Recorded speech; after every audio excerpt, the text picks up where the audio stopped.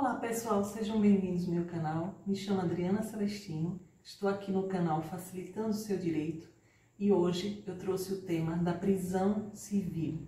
A prisão civil de alimentos geralmente ocorre por força do inadimplemento da obrigação alimentar, decorrente de acordo homologado em juízo ou sentença judicial. Eu digo que a prisão civil é o mecanismo mais grave que se pode aplicar ao devedor de alimentos, mas a lei confere outros elementos também, como a penhora de bens, desconto em folhas de pagamentos ou aferição de rendimentos do devedor. Portanto, a prisão civil deverá ser a última forma que se pode levar para se fazer cumprir a obrigação alimentar. A excepcionalidade da coação pessoal por dívida alimentar se justifica pela observância ao princípio da dignidade da pessoa humana. Isto porque, quando o alimentado requer a execução da dívida, esta deverá ocorrer da forma mais breve possível para suprir as suas necessidades. Ao passo que, quando se determina a execução contra o devedor, aquela deverá ocorrer da forma que mais lhe favoreça, respeitando a sua dignidade. Bom, agora na época de pandemia, aqui no Brasil, o STJ, em 27 de março de 2020, ele estabeleceu o seguinte, que haveria a garantia do cumprimento desse tipo de prisão civil em regime domiciliar.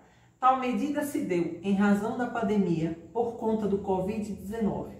O Conselho Nacional de Justiça emitiu recomendação aos tribunais para a adoção de medidas preventivas à propagação da infecção pelo novo Covid-19 no âmbito do sistema prisional e do sistema socioeducativo, recomendando aos magistrados que considerem a prisão domiciliar das pessoas presas por dívida de alimentos, com vista à redução dos riscos epidemiológicos e em observância ao contexto local de disseminação do vírus. A ação de execução de alimentos é ajuizada para a proteção do credor, ou seja, daquela pessoa que precisa de alimentos, geralmente as crianças. É dever dos pais e responsáveis o pagamento de alimentos para os seus filhos, ainda mais neste momento de quarentena. O fato de existir um impacto econômico devido ao isolamento social não desobriga o devedor de alimentos e a responsabilidade de pagar todas as suas despesas não pode recair somente para quem tem a guarda do filho, geralmente a mãe, pois todos estão sofrendo impactos financeiros neste momento. Logo, as obrigações assumidas devem ser honradas ou pelo menos negociadas para que o beneficiário não seja prejudicado, que é a criança. Após esse posicionamento, essa recomendação do STJ, parece que foi criada uma ideia de que todos os devedores de alimentos estão isentos de pagamento de pensão, o que não é verdade. A jurisprudência dominante do STJ alega e abraça que o desemprego não é requisito para o inadimplemento da pensão alimentícia. Da mesma forma, o isolamento social, em razão das medidas preventivas do coronavírus, não deve ser motivo para isenção desses pagamentos. Nos casos em que realmente a renda ficou prejudicada, a melhor alternativa seria o acordo fora do judiciário, extrajudicial entre as partes, preferencialmente acompanhados por seus advogados, negociando algumas despesas que não são essenciais, o que estão momentaneamente restritas por ordem do poder público e, quem sabe, propondo um acordo e parcelamento da pensão sem aplicação de juros. Por fim, resta esclarecer que para esse tipo de demanda deve-se usar o bom senso, evitando conflitos familiares e a judicialização neste período em que os prazos e atendimentos aos tribunais estão em sua maioria suspensos. Precisamos garantir os direitos e as proteções daqueles que necessitam da regulamentação dos alimentos neste momento de pandemia. Fica aqui uma pergunta para a nossa reflexão. Será que devemos por mero legalismo, colocar um pai de família desempregado numa prisão?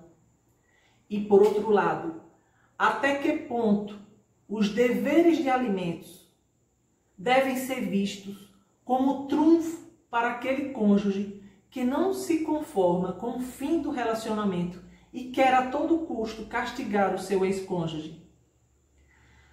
Desse modo, peço que reflitam sobre esses dois fatores. A obrigação de prestar alimentos deveria receber um melhor significado jurídico, vocês acham?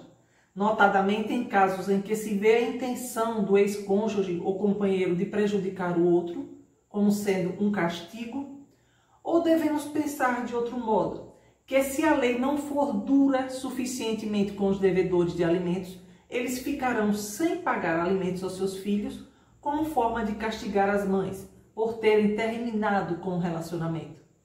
Neste contexto, nós vimos e vemos que muitos pais preferem ver o filho sofrendo, contanto que a mãe sofra junto, do que pagar um valor básico para ajudar na sua subsistência. Então, deixo aqui mais uma reflexão para vocês no dia de hoje. Até quando precisaremos ver crianças sofrerem por conta de relacionamentos mal sucedidos, passando por privações de toda a natureza, material, moral, educacional e emocional? Será que já não está na hora da lei e dos seus operadores buscarem um caminho do meio, ou seja, uma forma menos dura, mais flexível para a satisfação da obrigação alimentar? Bom, esta é uma reflexão que eu deixo para vocês pensarem. Espero que tenham gostado. Por favor, se inscrevam no meu canal, deixem seu like, compartilhem esse vídeo, para que assim meu canal esteja crescendo e atingindo ao maior público possível de espectadores, facilitando o seu direito.